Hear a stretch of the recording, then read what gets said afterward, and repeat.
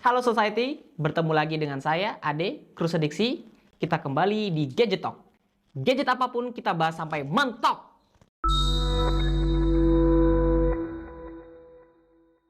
Nah, kali ini kita akan bahas sebuah laptop yang sangat cocok untuk profesi AM, account manager, sales, ataupun marketing yang kerjaan utamanya pitching sana, pitching sini. Apalagi kalau bukan MacBook Air M1.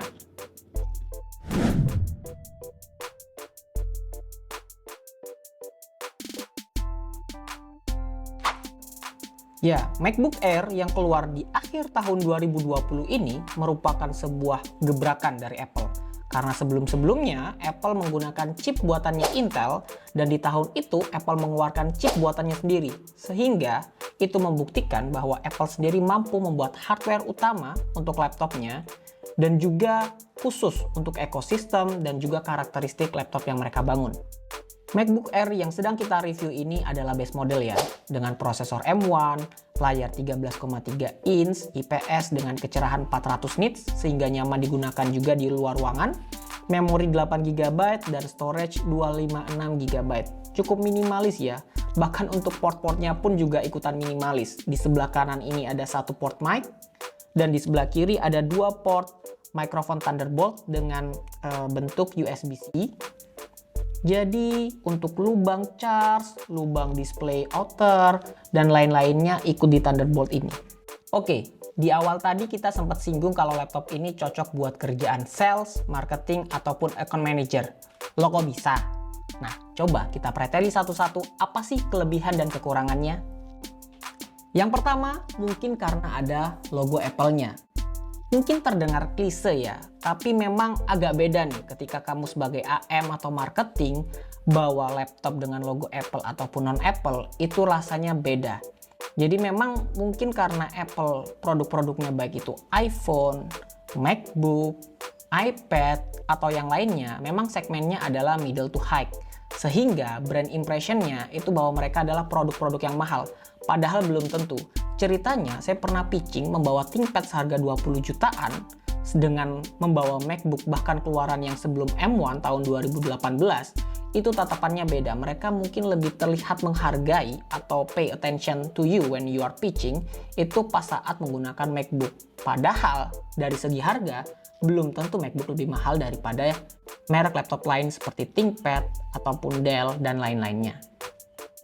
Yang kedua, dia portable, ringan, dan tipis.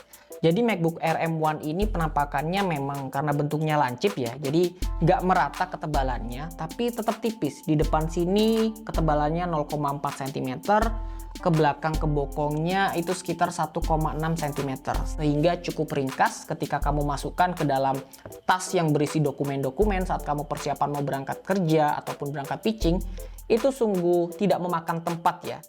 Dan juga karena dia tipis, dia memang tidak ada kipasnya. Tapi sejauh pemakaian normal kami, menggunakan mengedit dokumen-dokumen kantor, ataupun browsing, ataupun media sosial, ataupun YouTube dari ini, tidak menimbulkan panas sama sekali. Malah cenderung lancar ya. Dan juga untuk pekerjaan kantor selain yang ngetik-ngetik, seperti Canva ataupun iMovie, dia juga cukup lancar. Ketiga, penggunaan aplikasi yang smooth banget. Emang apa sih aplikasi-aplikasi yang digunakan oleh account manager, sales, ataupun marketing? Bukan AutoCAD ataupun edit video 4K sampai 8K kan?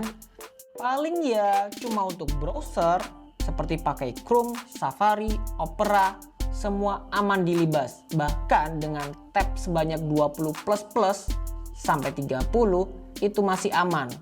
Multitask saat Zoom online dengan klien untuk buka Notion, untuk catat-catat MOM, itu lanjai alias lancar jaya. Ataupun kamu butuh ngedit di Canva untuk deck kamu, bisa banget. Tinggal tambah langganan Canva Pro untuk makin banyak template kece yang bisa dipakai buat ngedit. Game, ya mungkin game-game di aplikasi App Store aja mungkin ya yang ringan-ringan. Tapi untuk sedikit mengurangi rasa bosan itu bisa. Yang keempat, masih dapat update macOS terbaru, yaitu Sonoma. Jadi, walaupun laptop ini keluaran 2020, tapi dia masih dapat treatment yang sama oleh Apple dengan MacBook keluaran barunya. Jadi MacBook Air M2, MacBook Pro M2 mendapatkan update Sonoma, laptop ini pun juga dapat update Sonoma. Ya, mungkin memang termasuk fitur-fitur barunya seperti live wallpaper, terus juga ada stage manager, ada widget yang bisa masuk ke dalam desktopnya, itu semua dapat.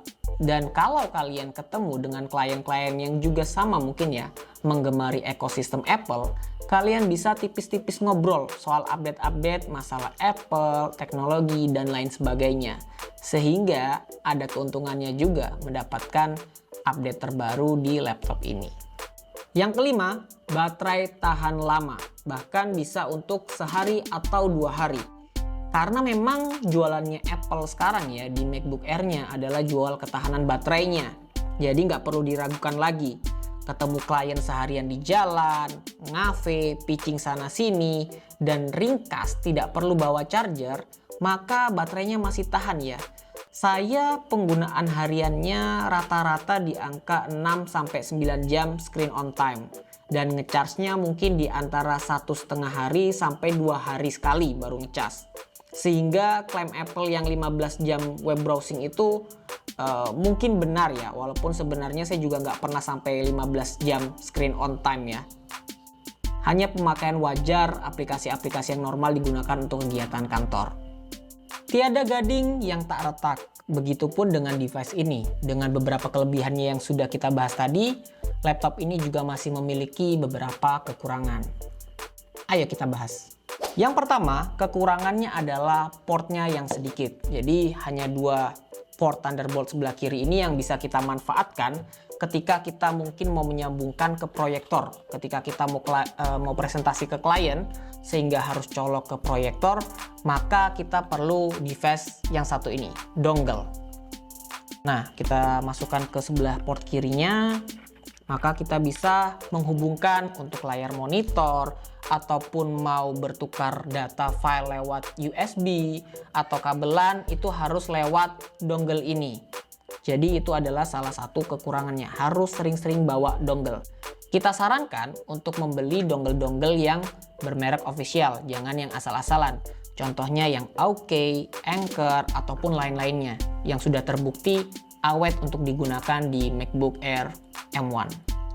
Yang kedua, storage-nya yang terbatas. Di harga segini, ketika kamu membeli laptop Windows, kamu bakal dapat kisaran storage 500 GB sampai 1 TB. Lebih banyak kan? Jadi bagi kamu yang suka simpen file-file besar, tidak disarankan sekali untuk menyimpan di dalam laptop ini. Solusinya mungkin kamu butuh hard disk eksternal ataupun SSD eksternal, tapi jangan lupa formatnya jangan sampai yang NTFS. Karena untuk di MacBook ini hanya bisa di read doang, nggak bisa diapa-apain file jenis NTFS. Oke, yang ketiga dan terakhir adalah non-upgrade friendly. Jadi kamu beli laptop ini sampai kapanpun, sampai misalnya dia berumur 7 tahun ataupun 10 tahun, maka stay di situ. Sementara kalau kamu beli Windows, kamu bisa upgrade dari sisi SSD-nya, dari sisi RAM-nya, sehingga lebih future proof mungkin ya. Tapi ya memang karena Apple jualannya itu, ketika kamu memilih storage yang besar ataupun RAM yang tinggi, kamu hanya harus beli di Apple dengan kapasitas yang besar tersebut dan juga dengan harga yang lebih besar lagi. Kalau kita simpulkan, kelebihan dan dibandingkan dengan kekurangannya, laptop MacBook Air M1 di tahun 2023 ini dengan rentang harga di 11-12 jutaan masih sangat worth to buy. Bahkan dengan keluarnya M2 sekalipun ya, M1 ini masih memiliki 90% yang ditawarkan oleh M2. Mungkin M2 hanya bisa menawarkan dari segi desain, dari segi notch, ataupun dari segi MagSafe-nya. Tapi untuk kapabilitasnya, itu 90% masih sangat mumpuni sekali. Jadi, bisa dipertimbangkan oleh teman-teman yang sedang mencari laptop ya, apalagi dari kalangan sales, marketing, ataupun account manager. Jangan lupa like, komen, dan subscribe ya untuk memajukan channel ini. Tunggu kami di konten-konten berikutnya.